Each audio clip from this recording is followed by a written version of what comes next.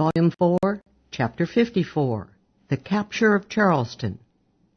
When Clinton in New York learned of D'Estaing's defeat and withdrawal, on the other hand, he determined to seize Charleston and use it as the southern British base. With the French at sea, the British securely in charge of Savannah, and little aid being sent by Washington or Congress to the South, the time certainly seemed auspicious. He left Nip Howson in charge of New York and sailed south on December 26, 1779, with 8,000 troops. After a stormy voyage, he arrived off Charleston on February 1 and landed on John's Island south of the city on February 11. He moved with the excessive caution and timidity that had now become traditional in British operations in the Revolutionary War. He inched his way north, captured James Island, and finally on March 29 crossed the Ashley River near Charleston. By early April, reinforcements had swelled the British troops to 10,000 men and 5,000 sailors, while Lincoln had only 5,000 men in the city. Instead of using Clinton's sloth to make good his escape, Lincoln absurdly concluded that Charleston could be successfully defended in an open confrontation with the British forces. After crossing the Ashley, Clinton proceeded eastward to the Cooper River, virtually cutting off Charleston by land.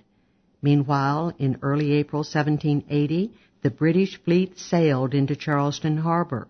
Charleston was now completely surrounded, except for one escape route, across the Cooper River and up the Cooper to Monk's Corner, where General Isaac Huger was stationed with 500 men to guard the route. But Lincoln, despite his inferior numbers and encircled position, did not consider using this out, and the bombardment of hapless Charleston began on April 13. The resolute General Lachlan McIntosh pleaded with Lincoln to withdraw and save the American army in the South, but Lincoln allowed himself to be swayed by the pleas of the Charleston populace to remain and defend the town. While Lincoln hesitated, the British colonel, Banastre Tarleton, commanding the British Legion of Mounted Tories, struck swiftly and suddenly at Huger's force in the middle of the night of April 14. The Americans were shattered and dispersed, suffering heavy losses of nearly 90 men, while the British lost virtually none. Tarleton marched south toward Charleston, totally cutting off Lincoln's path of retreat. Lincoln finally began to consider withdrawing from his untenable situation. But now the South Carolina Council warned that if the troops tried to withdraw, the citizens would wreck the Army's boats and open the gates to the enemy. Meanwhile, Clinton drew the net tighter, and a ferocious British bombardment on May 9 quickly broke the none-too-hardy spirit of the Charlestonians, who insisted on surrendering the city.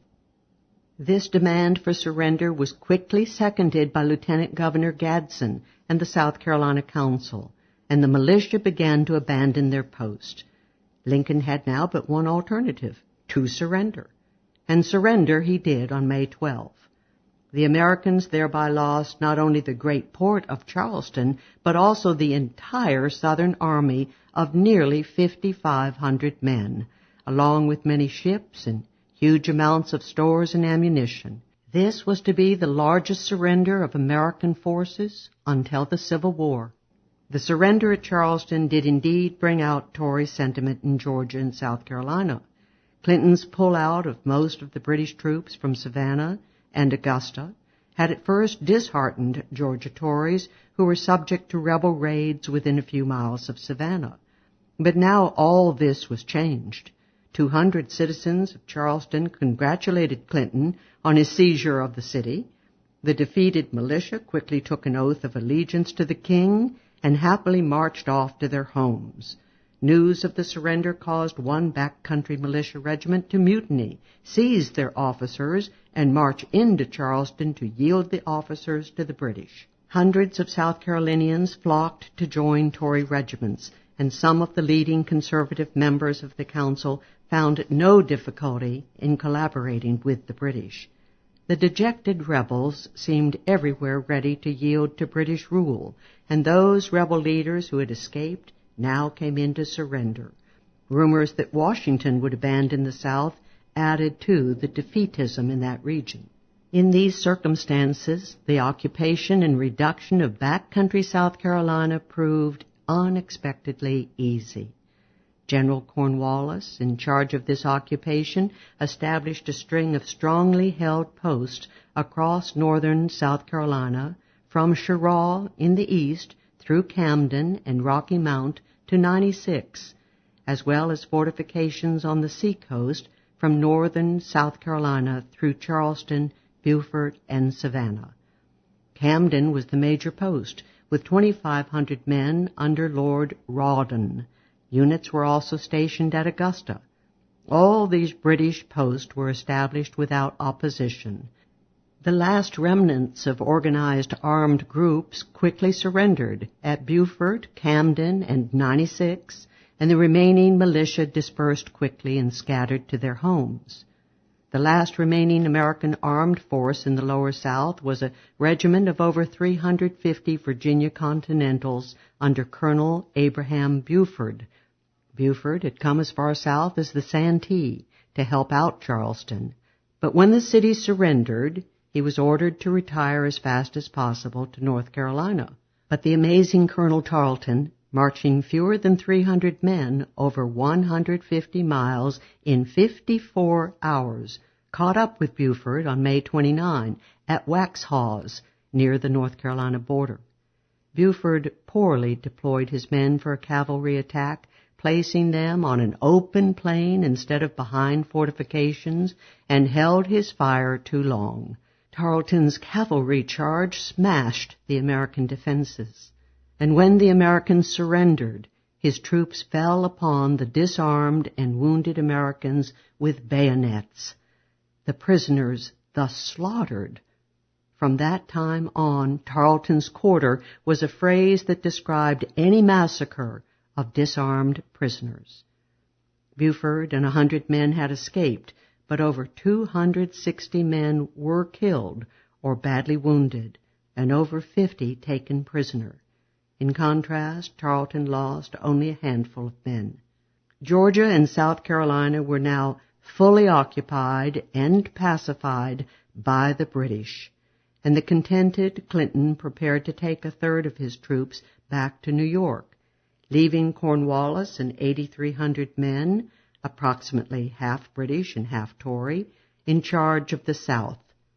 Before leaving, Clinton tried to settle the administrative system to be imposed upon the conquered states.